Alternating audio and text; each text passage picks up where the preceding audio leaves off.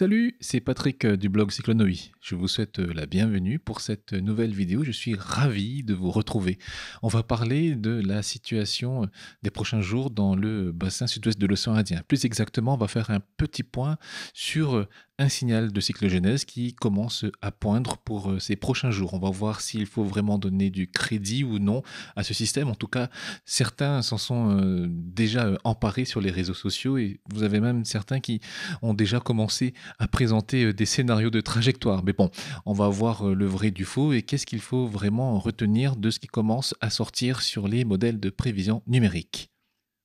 Avant d'aller plus loin, savez-vous que plus de 90% des personnes qui visionnent mes vidéos ne sont pas abonnées à ma chaîne?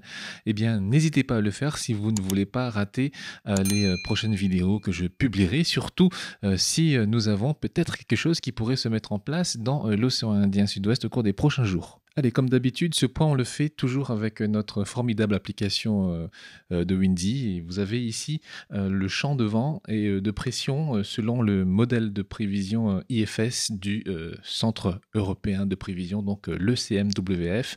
Ici, donc, qu'est-ce qu'on voit? Tout d'abord, on a ici la circulation associée à la tempête tropicale Vernon, qui ne concerne aucune terre habitée, qui évolue très loin à l'est du bassin et qui va continuer bien, de plonger en direction de sud-ouest, donc très loin à l'est des Mascareignes. Et puis ici, donc, nous avons la mousson qui est toujours présente sur la partie est du bassin et même sur la partie centrale du bassin, plutôt en configuration de Talweg de mousson. Et puis ici, nous avons l'anticyclone de surface qui se situe assez bien au sud du système Vernon. Et puis, on voit que l'Alizé, il y a une faiblesse au niveau de l'Alizé ici dans le secteur Madagascar-Réunion. Toujours via le modèle européen IFS, eh bien, on voit en cours de deuxième partie de semaine la mise en place d'une circulation dépressionnaire au nord des îles Sœurs, les îles Sœurs qui se trouvent là, et une circulation dépressionnaire associée avec une zone de basse pression qui se met en place au nord des Mascareignes. Eh bien, cette circulation dépressionnaire se met en place puisque l'Alizé se renforce et donc permet progressivement une amélioration de la convergence de basse couche, donc une amélioration de la rencontre entre la mousson qui est toujours bien présente au nord et de l'Alizé qui se renforce petit à petit au sud. Au cours du week-end, cette circulation dépressionnaire semble se renforcer et prendre de l'ampleur, toujours au nord des Mascareignes, avec ici on voit bien la circulation dépressionnaire qui est un peu plus marquée, un peu plus définie, avec une pression atmosphérique qui chute un petit peu par rapport à vendredi.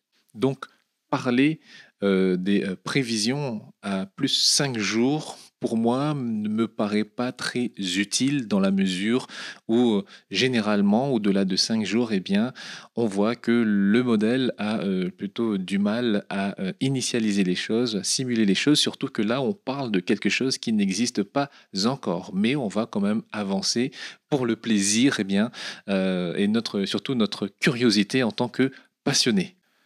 En début de semaine prochaine, le modèle Euro-IFS envisage donc un creusement significatif, toujours au nord, nord-ouest de l'archipel des Mascareignes. Par la suite, le modèle IFS propose une trajectoire qui serait de type méridienne, c'est-à-dire un déplacement en direction du sud, puisque la trajectoire globale serait pilotée à la fois par la dorsale proche équatoriale au nord et par une zone de haut géopotentiel qui se formerait plutôt sur la partie est ou sud-est du phénomène.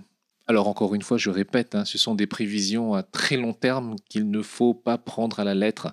Il faut toujours prendre beaucoup de recul et des pincettes avec ces simulations puisque, je le répète, à plus de 5 jours, les modèles de prévision sont, on va dire, leur efficacité décroît, ce qui est normal.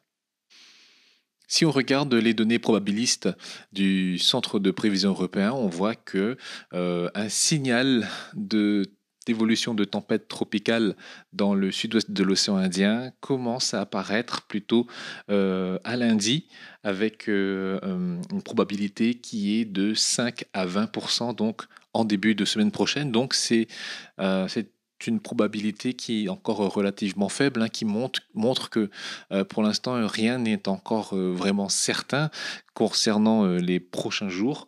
Donc, c'est une sortie, ce sont des données qui montrent qu'il faut donc pour l'instant prendre avec beaucoup de prudence ce qui nous est présenté par le déterministe du modèle IFS que l'on vient de voir à l'instant.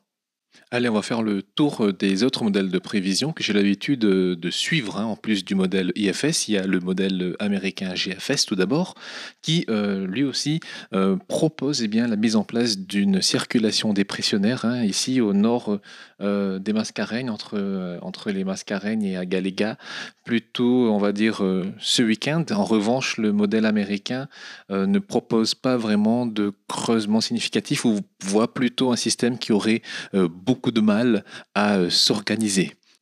Enfin, le troisième système que je suis souvent, c'est le modèle britannique UCMO, un modèle qui a fait beaucoup de progrès au cours de ces dernières années, qui du coup est maintenant très suivi par tous les prévisionnistes cyclones du monde.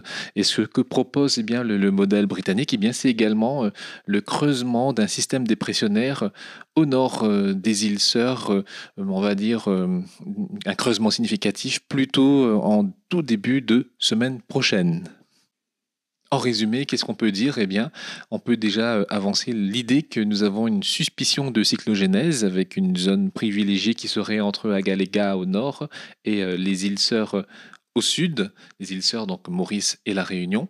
Pour l'instant, le signal de cyclogénèse, comme on a pu le voir sur les données probabilistes du Centre européen, est encore assez modeste, hein, à partir du tout début de semaine prochaine. Donc ça me tempère un petit peu les ardeurs, hein. Ça montre qu'il faut encore prendre tout cela avec des pincettes, hein. C'est pas encore certain. Et en plus, on parle d'un phénomène qui n'existe pas encore. Donc pour l'instant, il n'y a rien de particulier. La situation est à suivre tout aussi normalement, puisque je vous rappelle que nous sommes encore en pleine saison cyclonique, donc la vigilance, elle doit être de mise jusqu'à la fin de l'été austral. Donc pour l'instant, rien de particulier, il n'y a pas de panique particulière à avoir, il n'y a pour l'instant pas de risque pour les terres habitées. Bien évidemment, on va suivre ce qui se pourrait se passer au nord de Maurice et de la Réunion. On va surveiller si nous avons véritablement une circulation dépressionnaire qui se met en place en cours de la deuxième partie de semaine ou au cours de ce week-end. Et bien évidemment, soyez très prudents sur ce que vous voyez sur les réseaux sociaux. J'ai pu voir qu'il y avait certains qui s'amusaient déjà à imaginer des trajectoires, alors que pour l'instant, on parle de quelque chose qui n'existe pas. Donc, soyez très prudents avec ce que vous voyez. Il suffit de pas grand-chose pour qu'on ait une mauvaise rumeur, une fake news énorme qui circule rapidement sur les réseaux sociaux et qui du coup perturbe un petit peu les gens qui sont déjà assez échaudés par les expériences Batsira et Mnati. Donc on n'a pas besoin de choses qui pourraient encore venir inquiéter les gens. Donc pour l'instant, je répète, il n'y a rien à signaler, il n'y a pas de trajectoire, il n'y a pas de système. Donc pour l'instant, RAS. Ce qui ne veut pas pour autant dire qu'il ne se passera rien. Mais pour le moment, dans l'immédiat, RAS en tout cas, pas de danger pour les terres habitées, au moins jusqu'au week-end qui approche. Voilà, si vous appréciez ce que je fais, si vous avez envie de soutenir mon travail et mon action de manière concrète, eh bien vous pouvez le faire en allant sur mon compte Patreon. Le lien s'affiche ici. Je remercie chaleureusement toutes celles et ceux qui m'ont déjà rejoint. Sur ce, je vous salue et on se retrouve sur d'autres vidéos au cours de ces prochains jours. Et bien évidemment, pour ceux qui sont sur Patreon, eh bien, je ferai donc des points, on va dire, quotidiens tous les jours à partir de demain.